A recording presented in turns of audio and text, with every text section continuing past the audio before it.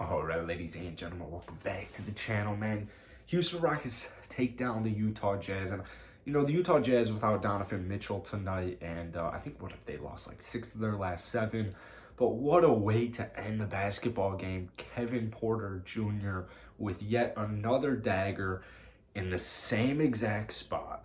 Not the same situation, but that sealed the game. That sealed the game. So shout out Kevin Porter Jr., king of the fourth quarter. KP got off to a phenomenal start tonight. What was it? 6 points, 6 assists, 0 turnovers after the first quarter. But I think altogether, man, the Rockets, 14th win of the season. This was probably their best win the whole year. This was probably their best win of the whole year. And to be honest with you, this is kind of something I was a little worried about here and I saw a tweet. The reason I mentioned that is I saw a tweet on Twitter, obviously on Twitter. I saw a tweet earlier tonight that, the Rockets are about to be, the 10th seed, or 10th seed. They're about to get the 10th pick in the draft, aren't they? If you guys have been watching me for a while, I think the Rockets will win at least 25 games this season. Well, we're a little over halfway right now, but we have 14 wins. This team might even creep. Honestly, new prediction is they're probably going to win between 25 to 30 basketball games. But hey, that's why we have all these first-round draft picks. Let's say the Rockets were to actually fall to number 10. Just trade up, man. Trade up. Why not? What do you got to lose? But outside of that, really, the only downside tonight, not even if you had to pick one, just really the only downside tonight was Jalen Green. Only 7 points for him, 3 of 13 from the field. He's not shooting too well last couple of games, but when you really dig into it, Kobe Bryant, even guys like Zach LaVine, Bradley Beal, heavy duty scorers, they tend to not be 25 point per game scorers in their rookie season. So given Jalen Green, obviously the benefit of the doubt here, I don't think anyone is really, if you see people complaining about Jalen Green and calling him a bust, they're probably not even real Rocket fans, to be honest with you.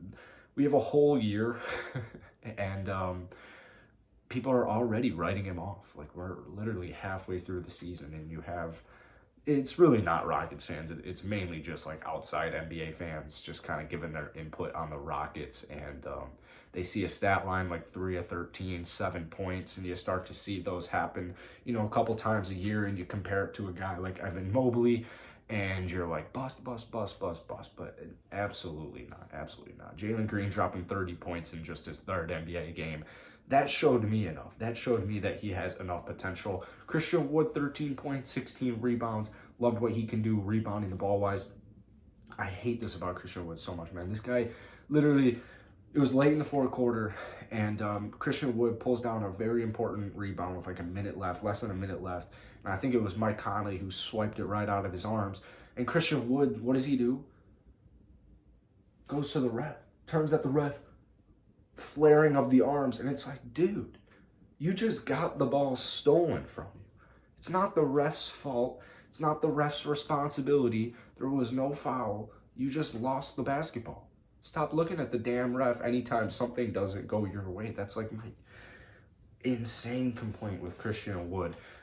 Games like this where he only scores 13 to be as respectful as possible reminds me oh, this is the guy who doesn't want to check into basketball games for our team. So I'm still a very big fan of trading away Christian Wood. But like I said, not in a huge rush to do it if Rafael Stone doesn't believe that's in their best interest at this moment. Maybe wait till the draft or whatever. But I would anticipate Christian Wood gets traded. I would anticipate, based on the report that dropped today where the Houston Rockets are looking for a superstar center to build around, Evan Mobley was available in the draft. I would imagine that the Houston Rockets are going to be huge sellers at the deadline, even more than we were last season. Jae'Sean Tate, great game from him, 18 points, 5 rebounds, 2 assists.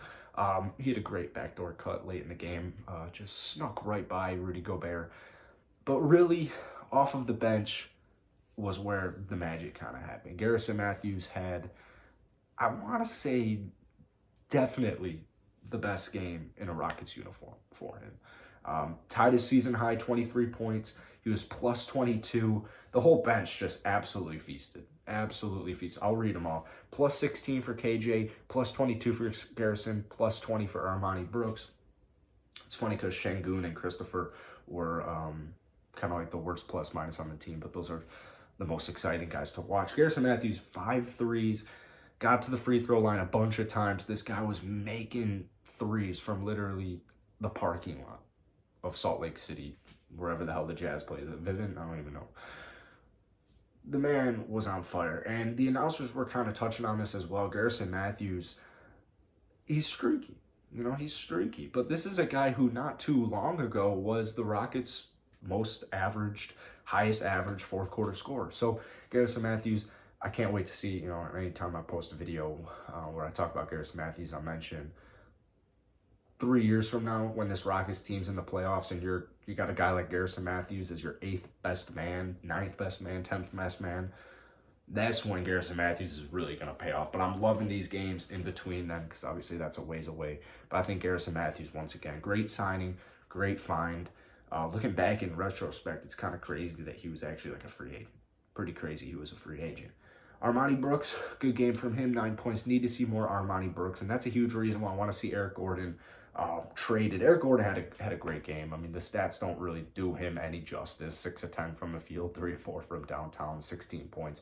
Stats literally don't do Eric Gordon justice. Maybe like the 50+% from downtown is the only stat that really does him justice. But just efficiency-wise, whenever this man is out on the court, the Houston Rockets are better. And yeah, he did have a costly turnover there late in the game that almost ended up biting him in the ass, but it didn't. It didn't. And Eric's going to do that. Eric's going to do that here and there. Every NBA player is going to do that here and there. If there's one player on the whole Rockets team that knows I cannot do that again, it's Eric Gordon. It's Eric Gordon. So I really enjoyed tonight's game, man. Like I said, Jalen Green, he's struggling right now, but Kevin Porter Jr., in this road trip, man, he's been playing really great. You know, whether it's efficiency, whether it's scoring, whether it's distributing, he's doing a lot of things well. And, you know, there hasn't really been like a full game, or if there is a full game where he's playing 4 efficient quarters, it's pretty rare. You know, it doesn't come by too often, but he's definitely starting to get more like over 50% of the game he's efficient. You know, there were games earlier in the season where he's turning the ball over 7 times, 8 times, 9 times, and it's like, oh shit, what's going on here? Maybe it wasn't 9 times, but he was turning it over 7+ times, and you're like, is KP a point guard? I believe so. I think you just got to give him the proper opportunity. So really with the Houston Rockets, you know, it sucks because of all the success in the past, but this is what happens. This is what happens when you're rebuilding, man. It's not built overnight. You're gonna have games where Jalen Green struggles. You're gonna have games where Kevin Porter Jr. struggles. You'll have games where the whole team struggles, and then you'll have games like this where, for the most part, the whole team played very well. Alperen Şengün, he's still kind of working himself back from injury, 7 points. He still looks, you know, like he's kind of trying to get back into the groove, but he's only been back for a handful of games, so future's still bright for him. And that's really it for today. If you guys enjoyed it, hit that like button, hit that sub button. Like I said, this Rockets win second half. I think, what are they, the most scoring second half team in the whole NBA? They really came through tonight in that second half. They had a tough second quarter, and they came ready to go third quarter, fourth quarter. It was a close game. Like I said, I know Utah's missing Mitchell. I know they've been struggling recently, but Utah's a great basketball team, and they're going to make the playoffs. You know, I don't know what they're going to do in the playoffs because mainly Rudy Gobert, but you didn't hear it from me. So that's it for today, guys. If you enjoyed it, hit the like button, hit that sub button. Peace.